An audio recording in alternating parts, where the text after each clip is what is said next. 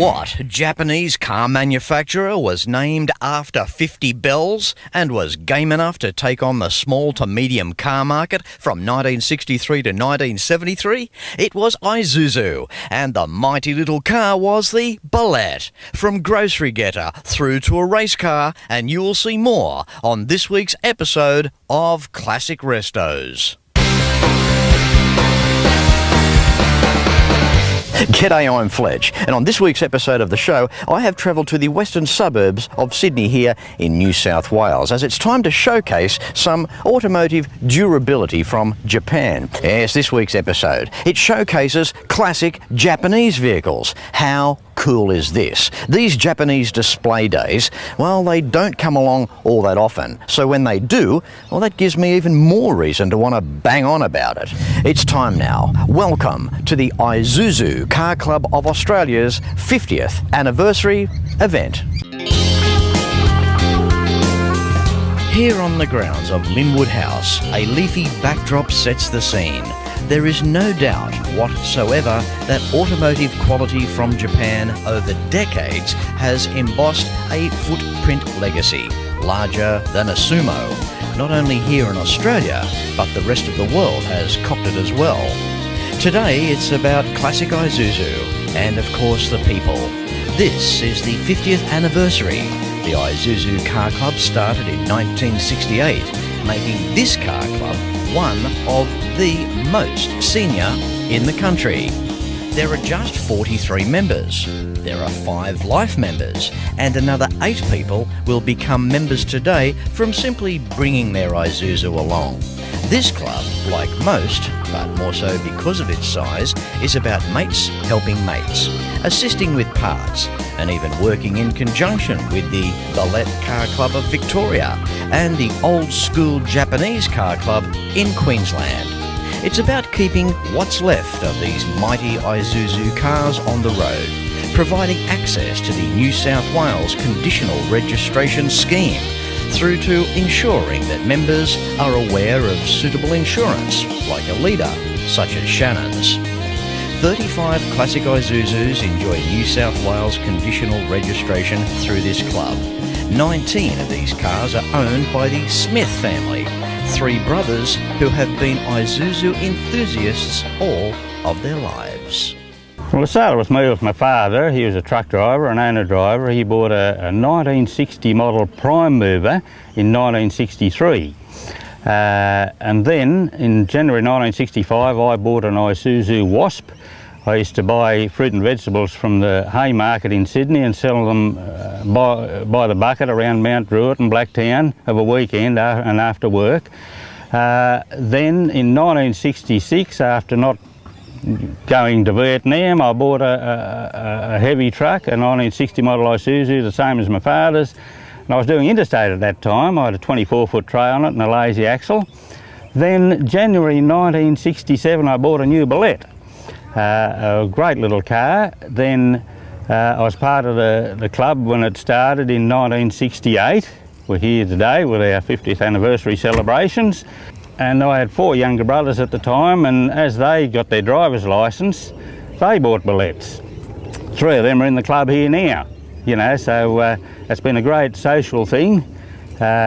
We sort of let the club go, I did, for 20 or 30 years as I was having children and kids and all that sort of activity. But after retiring about 2003, we sort of kicked the club off again with Dave Maurice, our president, and it was still a registered CAMS club when he went to register the club. So yeah, it's been a fantastic social thing for my life and my brothers and the Bullet Car Club family all the way from 1968 till now. It's fantastic. And Isuzu comes to us with plenty of interesting history. Here is a little about the company from 1949 through to 1974. 1949 was the year Isuzu finally was adopted as the company name. Meanwhile, in 1942, Hino Heavy Industries was split off from Isuzu, becoming a separate corporation. Truck production began in 1945 with the permission of the occupation authorities. Big things happened in 1953 when the Hillman Minx passenger car is produced under license of Roots Group. The Minx remained in production until 1962. 1961 celebrated the introduction of Isuzu's first owned car, the Bullet. Punching above its weight, the small producer of making cars were, would you believe, too large and pricey for the Japanese market at the time. So Isuzu spent some time looking for a commercial partner. Back then, pressure came from MITI, who were attempting to limit the number of automobile manufacturers in Japan. So with cooperation with Fuji Heavy Industries, known now as Subaru, things ramped up in 1966, but was to be short-lived. In 1968, an agreement with Mitsubishi was formed. This ended even quicker by 1969. The next year, an equally short-lived collaboration was entered with Nissan, and then a few months later, in September 1971, a more durable capital agreement was signed with General Motors. In 1974, here in Australia, the Holden Gemini proudly wore the Isuzu Motors badging. Making our way through the 50th anniversary of the Isuzu Car Club Australia. How are you, Warren? Good, Fletch, how are you, mate? Great. What an event. It's fantastic. It's a great turnout. Yeah. A lot of cars, a few faces haven't seen before, and some we haven't seen for a long time. One of the smallest clubs in New South Wales, or possibly Australia, yet one of the longest running. Yeah, well, it's my parents started it, so it's 50 years on now, and it's had its challenges over the years and a few different name changes, but it's still going strong, which is great to see. What a credit to you. And talking of going strong, that's testament for the cars as well. I've always had a bit of a soft spot for the Japanese classics because when we get back to basic vehicles from half a century ago, talk about durability, simplicity, turnkey start. They literally ran for years, didn't they? And still do. This one behind me, the 65 Isuzu Wasp, which I rebuilt probably about 5 years ago.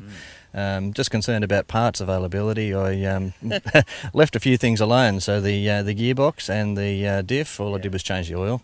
And this is a vehicle that had been sitting in a paddock for over 10 years and seized everything else up. It's a legacy for the Japanese. It's the quality and reliability through all the decades. And even still running today, you get a Japanese vehicle, 9.5 times out of 10, you won't have any dramas. Yeah, well, I do have a current Isuzu D-Max as my main daily vehicle, and fault-free driving. So the Japanese really do know how to build a car. They certainly do.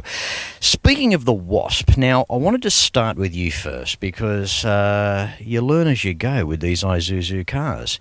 You look at this 65 Wasp behind us. Now you've chosen this vehicle to do some custom work on. You didn't leave it original. What's the story there, Warren? Well, this car was originally only purchased to get a few parts from because I had another one which I was going to work on. But I started on this and it was rust-free and too good to scrap. So basically picked a colour we liked and ran with that. You went a bit berserk on it, didn't you? Well, 6 months of berserk, but yeah. It'd have to go down probably as the only car in the country too of that type to get a Wasp with a tray on the back and do a little bit of custom work to it. You haven't gone too over the top. Nice wheels, the bronze paint. It's a pretty schmick looking little machine. Yeah, it gets a few looks whenever you're driving around. You see people as they're coming past you and they're turning their heads pretty quick. So yeah, it does draw attention, but just try to keep it sort of simple, not over the top, and kept in character the lines of the vehicle. So.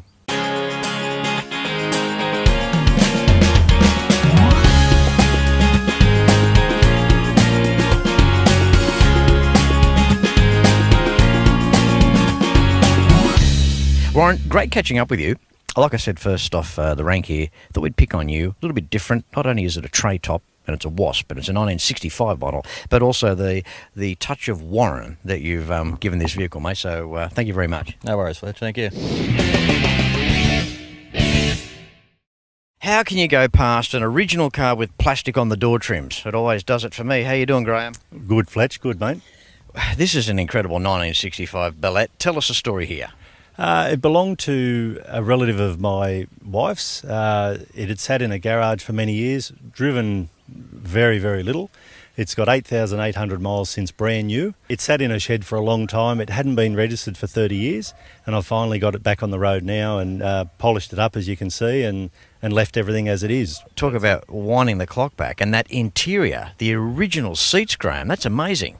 Absolutely untouched. The paintwork, the interior, the engine bay, if you look in the boot, it's like a time machine. The whole car has just been forgotten about and kept under cover until now it can be cleaned off and put back on the road where people can see it. Yeah, they're such a different looking type of car too. I like them. I think for a four-cylinder car, a classic Japanese car, it'd be great to have in the collection. As we alluded to earlier, well built, mechanically strong, and to think too that when you look at the overall stance of a car like this, it's got like a homely look about it, doesn't it? It has. It's a very innocent looking car. I've got a couple of old V8s as well. I've got a new V8, but this, even though it isn't the norm, a little 1500cc four-cylinder. It's good to meet a guy that doesn't support the emissions rules all that well. You've got an old V8 cranking along. Well, all these old cars, they're just great to have, right? They're unbelievable. It's so fantastic to see them still on the road. It's great for people to look at them. You don't see many old cars anymore.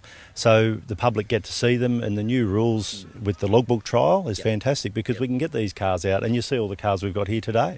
Graham, I'd like to touch on a personal note with you as well. The generations coming through our classic car fraternity. It's lovely to see you here with your 15-year-old daughter, Chloe, here today. That's right. She's been a big supporter and enjoys spending time with me mainly, but she's been really welcomed in the Isuzu Car Club. They're like a big family, so she's itching to come with me. Their next nationals later in the year is in Victoria. We don't know exactly where, and she's already excited knowing that we'll be going to that. And I've got a 17-year-old son, but he's not into it as much. But my daughter will follow me everywhere and just loves the old cars and spending time with me, I hope, for now, till she gets too old. But yeah, it is fantastic. It's great.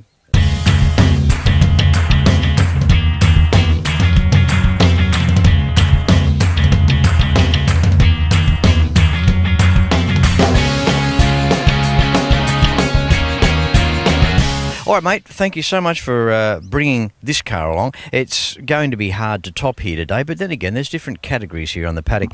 In terms of the originality, as I alluded to earlier, plastic on the door trims. That's... I love that. Unbelievable. There's still the 5 original tyres that come from the factory because they've only got 8,000 miles. They still hold air. So for car shows, I've got them to put on. It's just an unbelievable car. And inside the trunk area too, around the boot section. I mean, it's... doesn't look like it's had anything in it. I don't think it had any of the old ladies shopping in it or anything. It's all unmarked. It's perfect. The mat's inside. It really is a testament, a time machine, really. It's brilliant. Good on you. Thanks very much, Graham. Appreciate it. Good on you. Thanks, Fletch. Cheers, thanks very much. The event is awesome as it is. We're upping the ante now. Time for David. How are you? I'm very well, thanks, Fletch. That's good. Love this 1968 two-door car, 1600 GT. Correct. This shape, I don't think I've seen it around before. There was only around approximately 300 brought into the country from 1966 to 1969 when they ceased bringing them out. That's awesome. Look, I love my full-size cars, my V8s. I've got an appreciation for many cars right across the genres. I like these cars. I think they are very cool in their own way. And to think too, when you look at some of the styling on the inside, I can see Lancia in the interior. Yeah, this is interesting because it has been compared to other marques, Fletch, quite often. The upholstery itself has been replicated to meet up with the original fitment of the upholstery to the car. It often gets confused at times with Coronas and Alphas. So it's still got that link to Europe. Yeah, and a touch of the US with a little bit of wood grain on the dash as well. Correct, yes. It's imitation wood. It's got a bit of everything going on. Now, also, 1968, the 1600 GT, as we've just alluded to. 4-speed gearbox as well. Correct, 4-speed gearbox, all synchro on all fours. It's such a nice looking car. I like the look and the profile of the rear quarter, the way it wraps around back with the taillights. A very neat looking car. The pop-out quarter glass sections, the top of the rear quarter as well, complement that styling. Yes. It's very neat. Yes. Well, it comes back to the stage that we always were of the opinion, Fletch, that these cars were years ahead of their time when they were put out because they also bear fully independent suspension all round. Yeah. Back to that interior again. I love the seats. The vinyl, it's quite sumptuous. It's soft to touch. Yes. I like the grain, the inserts and the seating. That's a stylish unit back there. Well, I'd like to think so. I like it, Fletch. I've had it now for 12, 13 years. David, thank you so much for catching up. No, my pleasure, not yours. My pleasure. Fletch, thank you. This is a good little show here today. I mean, a very small club, but great attendance and great cars. We have over 40 cars here today, and considering back in the early 2000s, we had minimal numbers of cars that were available. The club's just gone ahead in leaps and bounds, and as a committee, we're very proud of what's happening. Good on you. Thank you. Keep up the great work, Dave. Thanks, Fletch. Thank you. With me now, Club Secretary Julie Amos. How are you this afternoon, Julie? Very well, thank you, Fletch. You have to be. Look at your car behind us here, a 1970, a GTR. This car set up for racing. Such a versatile car, the Bullet. Indeed it is. Built like a Sherman tank, my husband used to say about the Bullets when they were racing a lot. This one hasn't done so much racing, but it's got a lot of the technology from his Group N race car in it. They were quite successful back in the 60s in their class too, weren't they? Yes, indeed. Yes, they were generally reliable. Yep. And for those enthusiasts who were willing to push it, Yep. Absolutely. Double overhead cam up front. This would be a fairly nice car to drive. It'd be good under the right foot, I'd imagine. Oh, yes, it's a very nice car to drive. And on the rare occasions when I get to push it a little bit, it responds very well. Certainly keeps you young, Jill. There's no two ways about that. Oh yes. Now, paint scheme with the colours, which way have you gone there? Do you know? This is the original. This is how they were produced and how they were sold in Japan and in other countries too. Now, pardon my ignorance, but it would have to be an incredibly rare vehicle. Oh yes. This one in particular, in Australia, I don't think there's very many at all. Wow. And it's a nice surprise when they come out of the woodwork. Yeah. Where I have to compliment you is all the years of classic Restos and travelling to various parts of the world. This would have to be, the smallest car club, yet you're the longest or one of the longest established. So that's a unique combination there. Yes, it is. And it all goes back to the people. Everything's about the people. The cars are merely the glue that keeps everyone together. And we've got people here today who were literally there at that very first meeting. And families, 3 generations. There's 2 families here with 3 generations present, and all enthusiasts.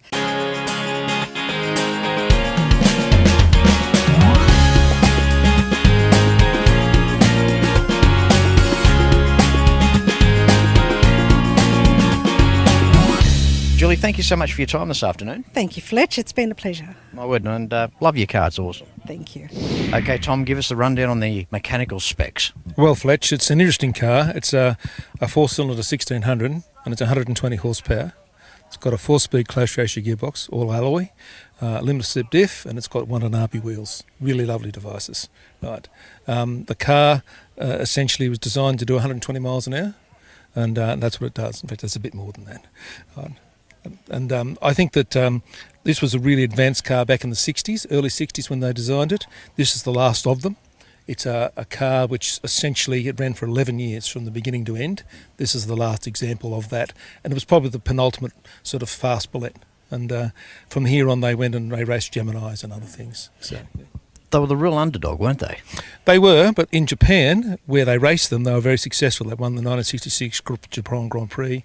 They were quite good, but they had to race against Prince Skyline GTs, which of course became the GTRs. So they were really having trouble. And in Japan, the class was 2 litres, not 1600. So it made it hard. So all these were bought out, but they just couldn't compete with the 2-litre cars. I think today's episode has been a great lesson of awareness for these cars. Oh yes, we're very fortunate you came out to do this. This is 50 years in the making.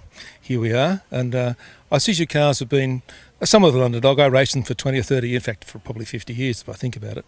And they've always been somewhere where people say, oh, what's that? Right? And but they've been very successful, as you can see today, a large number of people collecting them, restoring them and loving them.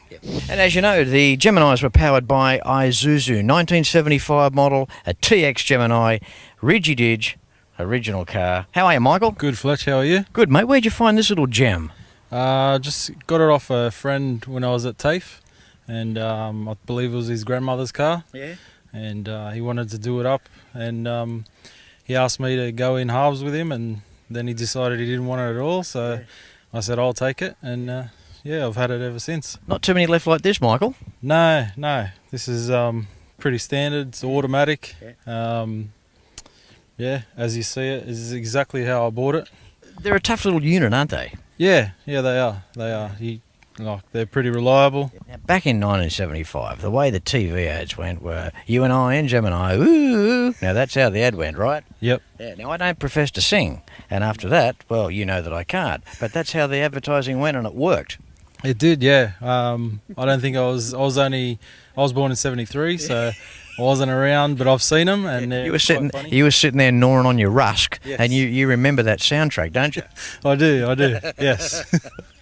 That's awesome. Now, the colour, is it champagne? What's the TX, the proper paint code for this car? I've looked it up, and what I've found is it's antelope metallic. Right. Is what it's called. Well, I was close, wasn't I, with champagne? Antelope metallic. I couldn't have been any further away. Michael, what can you tell us about the history? Because we're looking at the interior, obviously 100% original, hasn't had a hard life. What has it just been in a garage for the last 115 years? What's the situation? Pretty much. I was told that it's original kilometres, but I can't say 100%. It's got about 53,000 on the clock, but these model Geminis, they only go to 99,999, then they flip over. Yeah. But I don't know if it's 100% original. A few things to look at, like the steering wheel doesn't look very worn. Yeah. Also, that could have been changed, but I reckon it's pretty safe to say that they're original kilometres. yeah, it could be. Could be. Yeah. Might I say, Michael, I like the upmarket look of those dress rims. I thought they were always a classy feature on the wheels of these Geminis. Yeah, they're the standard ones from the car. They're in decent condition, not many scratches on them. The paint's faded. There's like a black paint should be on it, but that's faded. Yeah. But That's all right, Michael. You tipped the faded box. Yes. That's the natural patina that the car has acquired over the years, and you are maintaining that very well. So, mate, good on you. Look after this little gem. As I said earlier, there's not many of these getting around. No, there's not. There's not. No. All right. Good on you, Michael. All right. Thanks, Fletch. You're welcome, mate. Good to see you. You too. Thank you. Thank you.